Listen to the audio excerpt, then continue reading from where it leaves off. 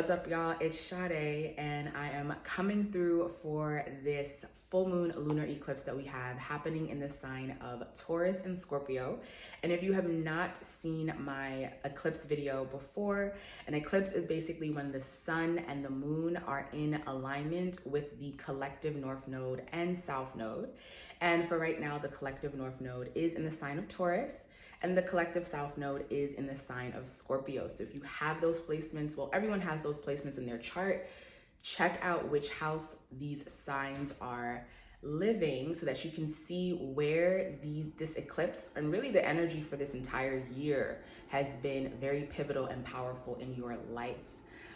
For me, I'm a Taurus rising, Scorpio descendant, so this has been hitting my first and my seventh house for this entire year. So I resonate a lot with this energy going on right now. So what is really going on?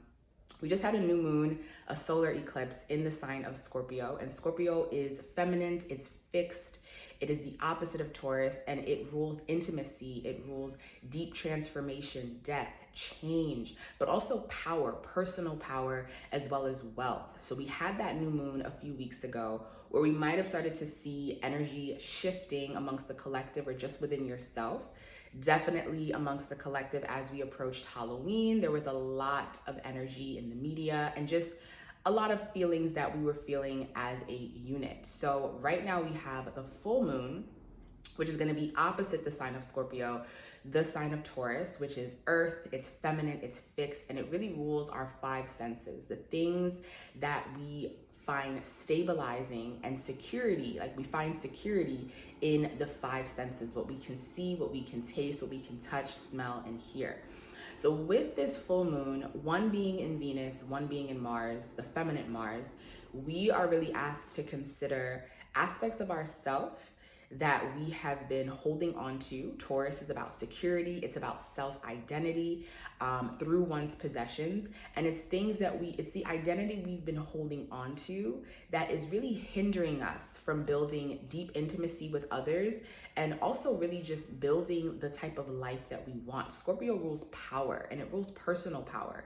And we fail to have personal power when we give our power away to others, right? That could be a Venus thing of thinking that something outside of you is better than. You want to make sure that you appear a certain way to something outside of you.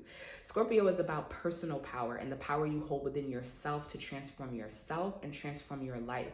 So with this full moon and this opposition between Taurus and Scorpio, we have to let go of a habit, of an identity, of a possession that we've really been holding dear to that is no longer serving us in the transformation that we need for ourselves and the transformation that we need to have in order to show up with our power in personal relationships with others. Venus is also in the sign of Scorpio right now, along with Mercury.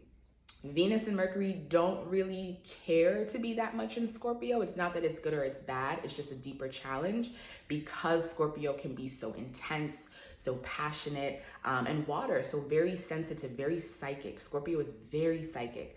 So with Venus being in Scorpio, this is signifying relationships. This is signifying partnerships, and it could really be signifying toxic habits within relationships, as well as just, Scorpio rules psychology. It could be mind games, it could be manipulation, it could be trauma. It doesn't have to be good or bad, but it is something that's going to be intense in terms of how we feel in relation to people, places, and things. Mercury, how we think, how we process is going to be very intense.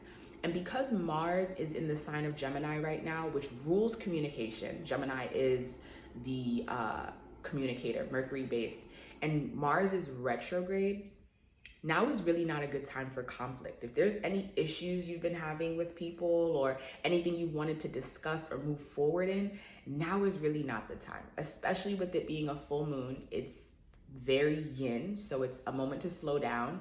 And with Mars, our planet of action and movement, is retrograde in the sign of Gemini, which rules communication. Venus is in Scorpio, Mercury is in Scorpio. That's an intense energy for it to be in. I would just wait. I would just wait until Sag season. I would wait until Venus and Mercury move into Sag, where it could be a lot more playful, a lot more light, and to just sit with what is showing up, which is very uncomfortable for Scorpion energy because Scorpio can really feel things intensely. So sitting with whatever is coming up is going to feel unsettling for these next few days or few weeks, and probably has been, because an eclipse energy is not energy you feel the day of. It's what you feel weeks before, weeks after, and because it's an eclipse, you're gonna feel it for months. So really just take a moment to sit with what you feel, slow down, but do understand that something is going to have to change within self. And why this can be very challenging is because Taurus and Scorpio, I mean, I feel Taurus and Leo are the most stubborn signs in the zodiac. I have relation and understanding of both very well. So when you're dealing with Taurus and you're dealing with Scorpio, these are two fixed signs. They're very stubborn, and in this type of situation, there's really no choice but to change. And Uranus is also in the sign of Taurus, which rules change. So this is an uncomfortable eclipse. There's really no way around it. I like to find the optimism in everything, and I'm just gonna be honest. It's an uncomfortable eclipse, but expect miracles everywhere. Everything that's gonna happen is gonna be for the best benefit. Because it's an eclipse, so it's the North Node, it's where we need to be and what we need to let go of. Be optimistic, expect miracles, and just surrender. Take everything with ease, which is very Venusian. Take it with ease, take it with grace, surrender, hold back from your words, from your actions. Just sit and just really trust that all of the change happening within you, outside of you, is for your betterment in some way.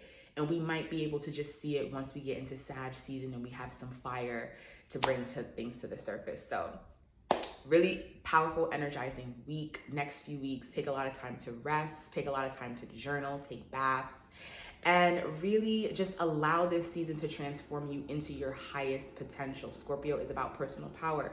So really use this to transform yourself into a more powerful energy within your being. All right, y'all, we will be back for the next moon cycle. See y'all.